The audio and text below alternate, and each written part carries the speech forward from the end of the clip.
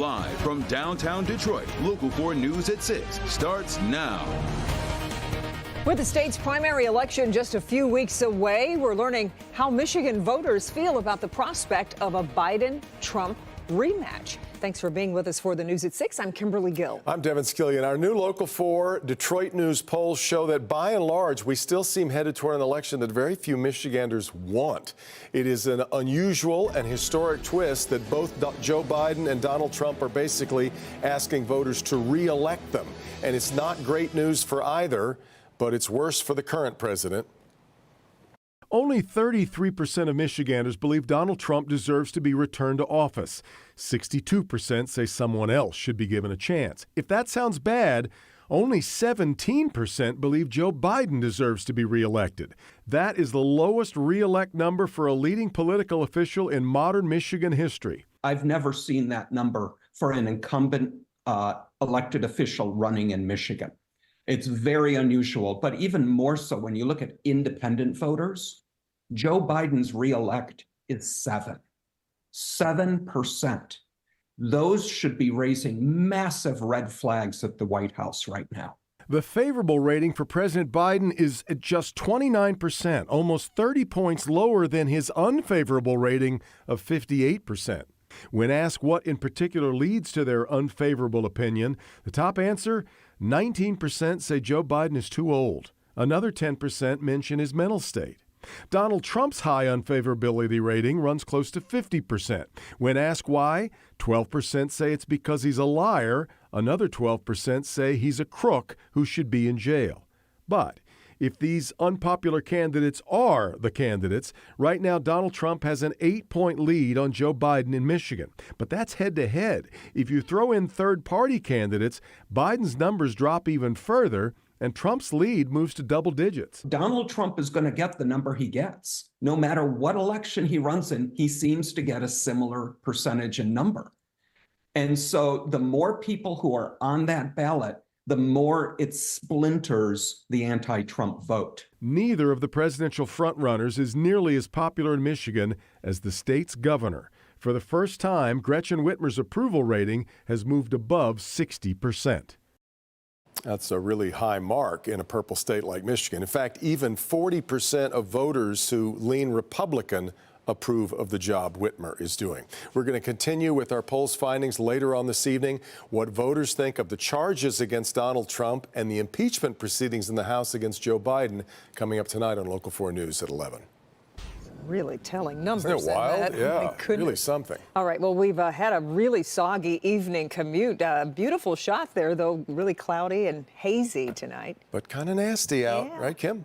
Yeah, and it's that cold rain, and you're right, it's just not an easy night for travel. There have been some delays, but not at the airport. Right now, you can see this little airplane here. It goes from red to yellow to green. It's typically green, but now that there's some rain in the area, it's changed to yellow. But we've just checked, and there are, as of right now, no delays at Metro. Now, that doesn't mean that places you're going don't have delays, but as of right now, there are no delays. 43 degrees is the current temp. We are above freezing everywhere you go, so it's all rain. This morning on the west side, especially northwest over by Howell and up into parts of northwest Oakland County, there was some snow. East side kept it mostly rain today.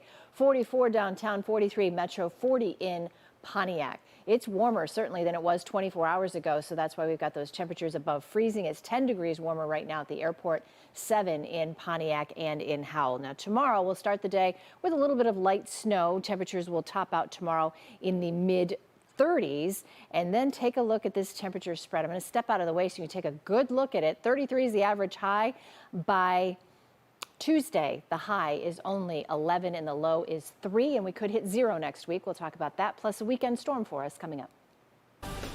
All right, Kim, when the Lions win, the next day is often called Victory Monday, so perhaps we should call this Victor's Tuesday, Love right? it. Yeah, the national champions, Michigan Wolverines. They're set to arrive back in Ann Arbor in the next hour and a half, fresh off their big win over Washington in last night's college football playoff final. By the way, fans are invited to welcome the conquering heroes back to campus at 7:30 on the back practice fields at Schembechler Hall. Bernie, given the excitement levels you saw last night in Houston, the welcome home is likely going to be like a mob scene. A lot of people probably will be cheering for Jim Harbaugh to stay here, too. Right. Instead of cheering, they should just throw money. I think it'll probably help. But many feel this national championship by Michigan is something Jim Harbaugh has craved for many years. After all, his brother John won a Super Bowl with the Ravens and happened to beat Jim's 49ers in the process in 2012. We've got highlights of the Wolverines as they celebrated their natty last night. This morning at the winners' press conference, Harbaugh admitted he finally feels like he belongs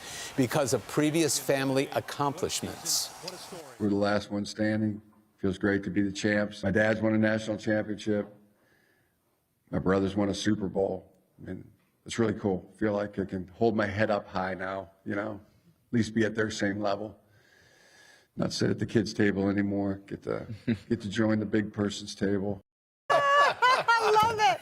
It's a tough house, man. It is a tough house. Well, maybe that'll be enough impetus to say, well, if you could get another one here, you could stay around. Well, there so you who go. knows? But I think this is the moment he's going to maximize his value. Yeah, absolutely. It's going to be a fascinating couple of weeks here. Houston, Texas became part of the Wolverines lore, and fans who were lucky enough to go to the game and hang out with Bernie are arriving back home now. Our Pamela Osborne is caught up with some of them at Metro Detroit Airport. Hi, Pamela. Hey, the smiles on everyone's faces so big here today. Everyone's reliving that win from last night. They're also looking ahead to more ways that they can celebrate the team. But here's what everybody was saying about being at that game. As soon as we won the Rose Bowl. Yeah.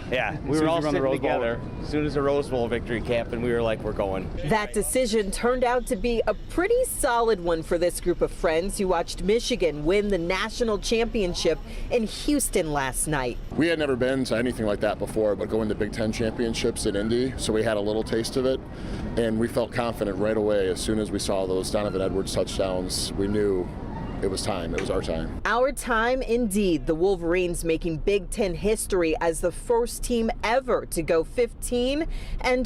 Completely exhilarating. Fans are reliving that victory still, and it might be surprising to hear that some of the best moments of the trip didn't even happen at NRG Stadium. The morning of the game, we're at brunch, and Hail to the Victors breaks out, and everybody in the whole restaurant's chanting, and it makes the hair on the back of your neck stand up. While players celebrated on the field, Michigan fans back here at home took to the streets, celebrating what was one heck of a season.